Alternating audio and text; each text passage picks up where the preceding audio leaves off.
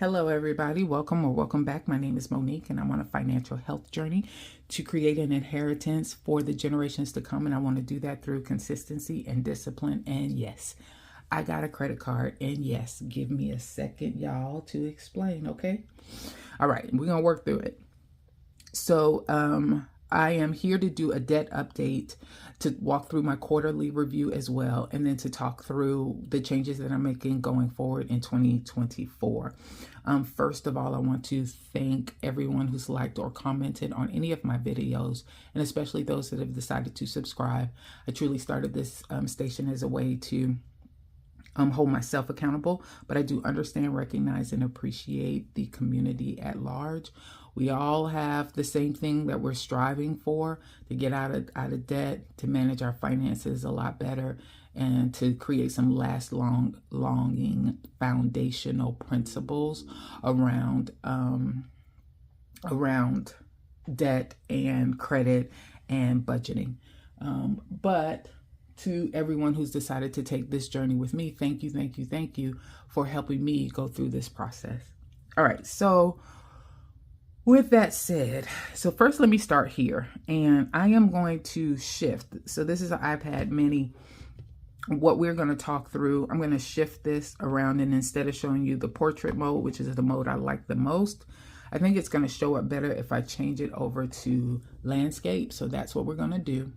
And then I am going to go back and forth between my November credit worksheet and my October credit worksheet, just to show you some of the differences there, some of the changes that I've decided to make. All right, so first is my quarterly budget review. This is a worksheet that I created, excuse me, on my own, just to track my variable expenses. These are the goal amounts that I have each month for these categories, and this is how well I'm tracking. So these are my numbers for October. I added all of those up, and I was at $1,245 that I spent. Excuse me. $1,245 that I spent, and I want to get to no higher than $1,280. So I was tracking really well.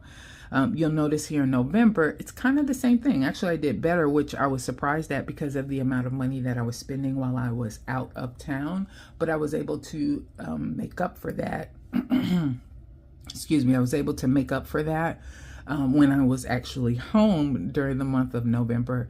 And that was easy to tell because in October, I only had 7 no-spend days. And in November, I had either 10 or 11. And those extra days make a difference. So whenever someone on YouTube is doing a no-spend challenge, I always participate.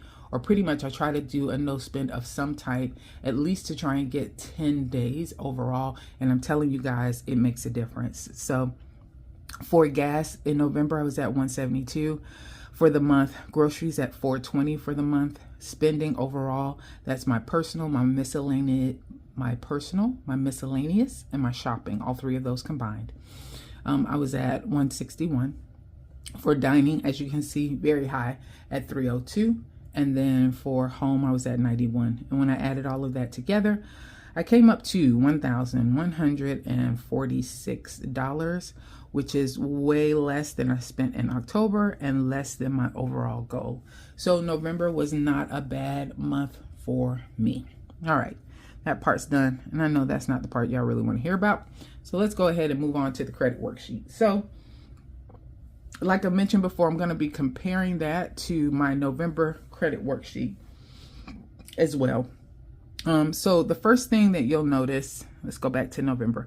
The first thing that you'll notice is that this credit worksheet is by Ask Me How I Budget. She's a Velocity banker, and I don't do velocity banking, but I like this credit worksheet because it divides everything up into 3 categories: private label and general purpose, and then installment debt.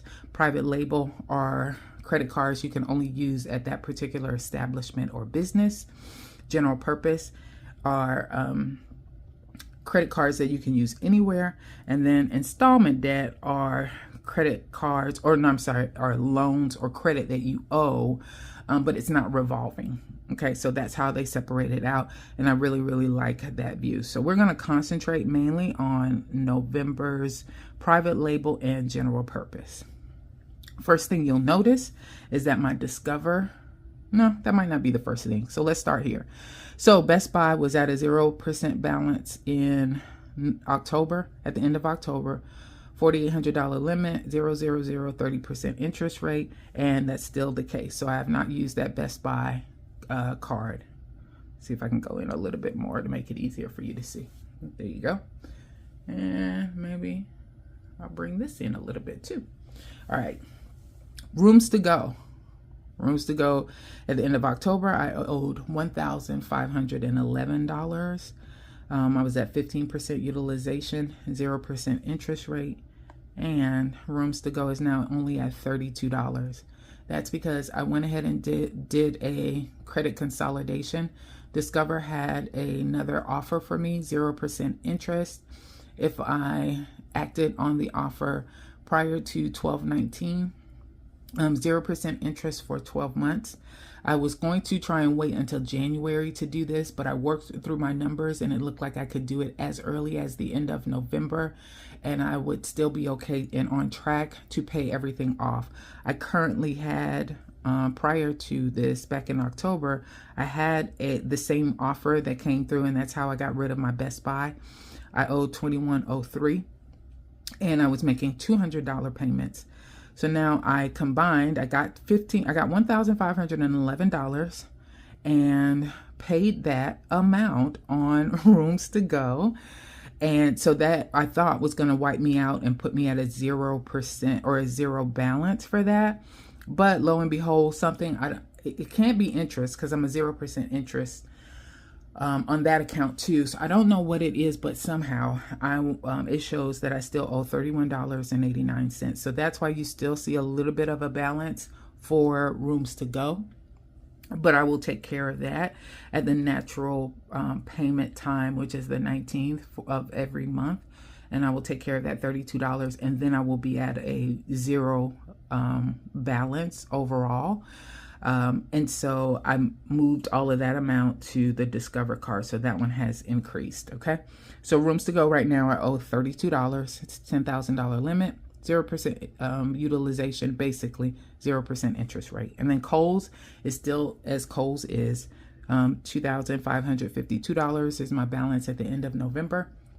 $3,000 limit and 85% utilization, which is horrible. 30.7% interest. All right, let's move to general purpose. So I received a mail offer. I don't know if it was mail or email from Ally, which is where I have my high yield savings account. And I actually have an interest checking account also. And I received an offer from them for a credit card that I could put in an application, pre-approved credit card, 0% interest on any purchases made by the end of November the 30th, and a 0% interest for 15 months. I started to look at the details for that. One of the things that I noticed right away was that it was a 22.5% interest rate. And I was comparing it up against the Credit One card that I currently have. So I paid off the Credit One card back in September of last year. I have not used that card at all, except, well, let me take that back. I've only used it once. And the reason why I had to use that card is because I needed to book an Airbnb to celebrate my daughter's 16th birthday. We went to the mountains in Tennessee, and they did not take Discover. And I found that there are a few companies or businesses that don't take Discover.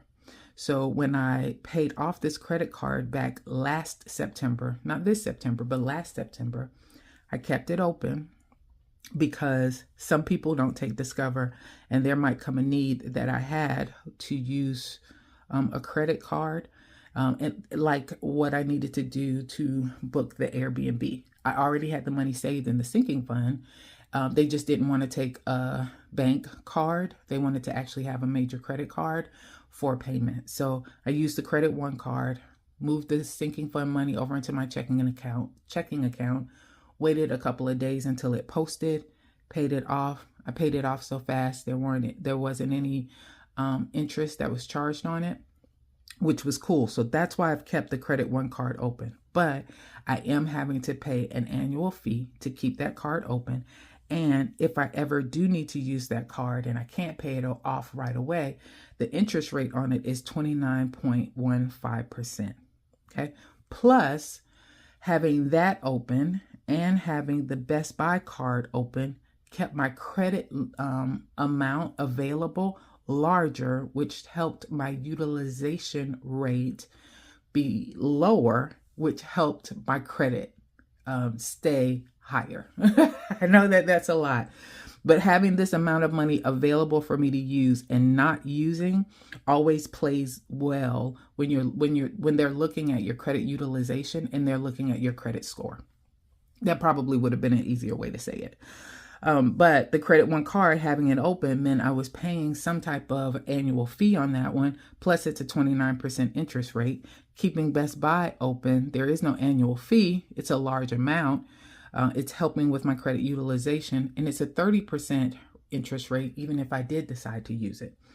So when I completed the credit application, I was approved for $6,000, which, hey, that's $4,800 and $1,500 add together is pretty much that $6,000 credit limit. And the interest rate is lower. Their interest rate for this MasterCard is 22.5%, which is lower than 29% and 30%. And there isn't any annual fee, and it's a MasterCard. So if I need to use it because a place does not accept Discover, I do have an option available. So what I decided to do was go ahead and open up that MasterCard, got it, made a purchase on it. That's how I got my iPad that's my birthday, my Christmas. It's my Mother's Day. It's everything to myself, so that I had at least one purchase on there. It is 0% interest. I know I have 22.5 here. It's just because I wanted to show you guys how I was comparing that interest rate against everything else. After this video is over, I'm going to change that to 0% interest because that's truly what it is right now for this $493 that I owe. It's a $6,000 limit. I'm at 8% utilization. The payment isn't $60 a month, but that's how much I need to pay on it every month in order to pay it off.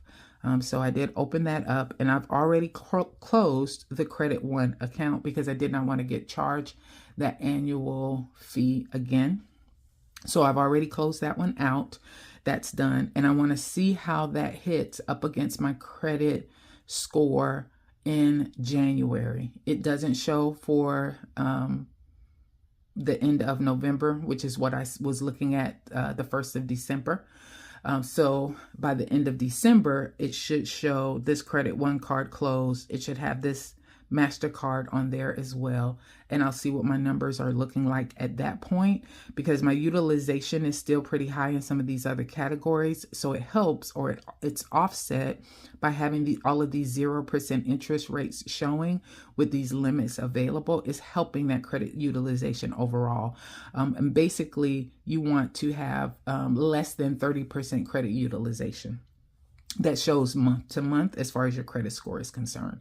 So that's what I'm doing. I've already closed the Credit One. I'm going to see how that reports out in January for the month of December. And then I'll look at closing this Best Buy with the $4,800 limit once I see how all of this plays out. Okay. So I talked about Best Buy, Rooms to Go, and Kohl's. Just talked about Discover, Credit One, and then MasterCard, where that one is coming in. Discover is really high right now as far as the credit utilization. It's at 52%.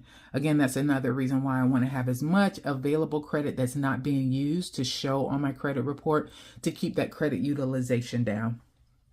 So I'm keeping some of these things open, but that Credit One had to go. All right, so that one's done. Next is installment debt. So one of the things that I'll go in a little bit like this so I can show a little bit more. So one of the things that I am thinking about doing, I know I'm going to do, I'm going to take the mortgage and I'm going to have it here on this report every month, but I am going to go in a little bit more. All right, I am going to gray it out because I'm not going to include it anymore in the consumer debt. I really want to concentrate on my consumer debt overall and not worry about the mortgage itself, because honestly, I don't have any plans of paying that off. To be quite frank, I'm probably going to sell this house and moved back home to take care of my mom or to help with my mom. She's not an invalid or anything. In fact, she stays up later than I do and wakes up before I do. There's nothing, and she caters and all of this. So there's no point in the prayer warriors getting kicked in right now because she is fine. But I know that she is getting older, and I found that out while I was there in Thursday. I think it finally hit me when I was there, not Thursday, Thanksgiving. For Thanksgiving, she was doing some catering jobs, and I could tell she was asking me to do a lot more than she usually does. Usually she tells me to just move out the way, get out the way.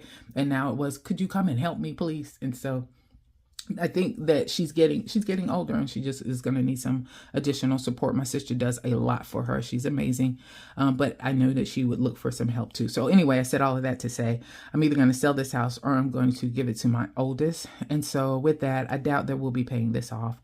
I don't know of many other places that I'm going to find a $715 a month mortgage, which includes the property taxes as well. So but for right now, I owe $110,019. It's a 715 payment, 3.9% interest rate. Green Sky, I owe them $57.72, $90 payment at 9.99% interest.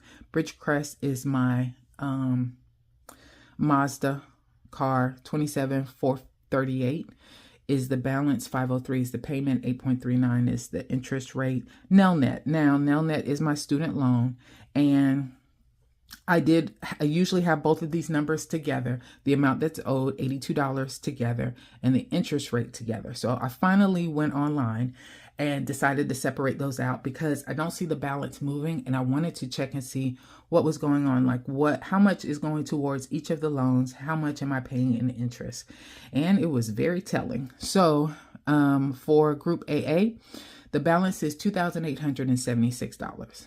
The payment amount that I make on that one is $21. Oh, it's $21. And let me move this off so I don't do that again. It's $21 a month. The rate is 6.59% interest. Yeah. Squeeze in a little bit there. Y'all see that? Out of the $21, $17.14 is the interest payment. So I don't know a lot, but I do know that there's $3.86 going towards the principal on that loan. $3.86. I don't want to talk about it. So Group AB, $8,696 is the balance. $61 is the payment. $40.21 of that is interest. Hold on. Look at that. $20.79 is going towards the principal balance of that loan. So I'm paying these right now. They're not my loans. They are my daughter's loans, my oldest. I'm paying them right now because, and actually this is a good news story. So if you guys want to send me a quick, hey, amen on this one, I would appreciate it. But she is now employed, or she's gotten a job working as a behavioral tech. So she'll be working with kids with autism to help them to learn some new skills. She's very excited. It's one of the things that she really wanted to do. She got caught up in the whole money situation and making money and bonuses and everything, but wasn't happy in her previous job. And now, a door has been opened. And so she's very excited. But until she gets herself settled in and I figure out like the amount of money that she'll be giving me every month, I'm going to go ahead and continue to cover these costs on that. But I did want to understand why this amount is not going down. And there you go. That's why. All right. And then, yeah, you see it. Sally Mae is here. Let me tell you, this chick won't leave me alone. So I go online to check as I'm putting together this credit worksheet, and I expected to see 0.00, and lo and behold, she won another $1.39. She not getting it. I know I looked at some YouTuber, and I think it was Budget Treasures, one of them. It will be linked in. I will provide her name, YouTube channel in the description. But I think she said she called and she was able to get an interest removed for a credit card. I don't know if Sally is willing to do that or not, but we will see, because I don't feel like I need to pay her $1.39. I literally paid her the amount that was showing there right the day that I got a new balance statement. So literally they sent me a notification that I got a statement. I logged on, I paid them off, I hit send. And then 3 days later, she was like, oh no, you still need me to give me $1.39. That 24 hours it took you to finish my making your payments. Yeah, I'm gonna get paid for that. I wish she'd get out my business. All right, so I did go ahead and write her out though. So she's saying that she still wants $1.39, and we'll see on that. All right, so let's go back here and let's add all of these up. So add all of these ups. Private label, let's add all of this together. So for private label, it's 32 plus 255 equals 2584.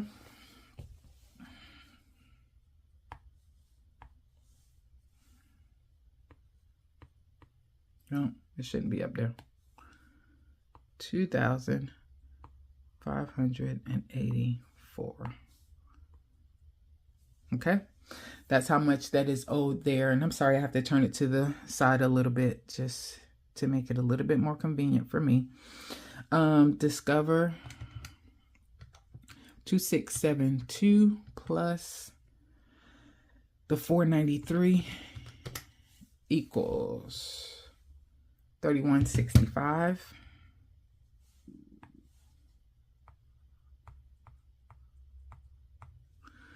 All right, and then I'm going to remove the mortgage, and we're going to add up the rest of the numbers. So 5772 plus 27, 438 plus 2876 plus 8696 plus $1.39. All right. So that equals $44,783.39. So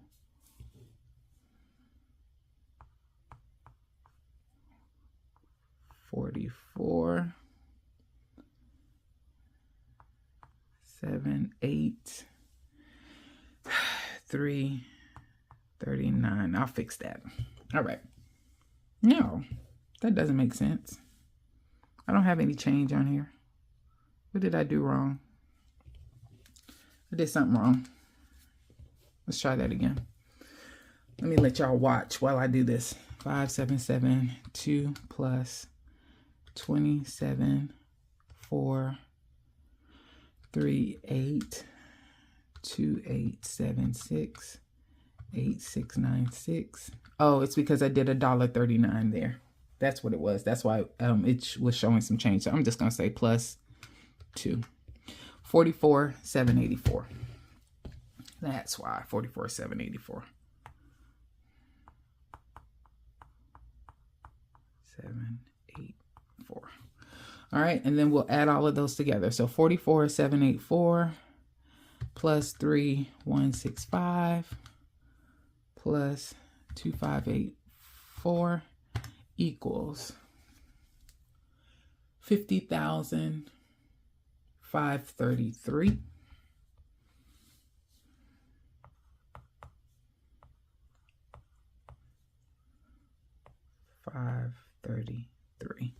And then for context, we're going to go over to October. Now, October included my mortgage, so I'm going to remove that mortgage from there. So I started at 161,811 minus 110,198 equals.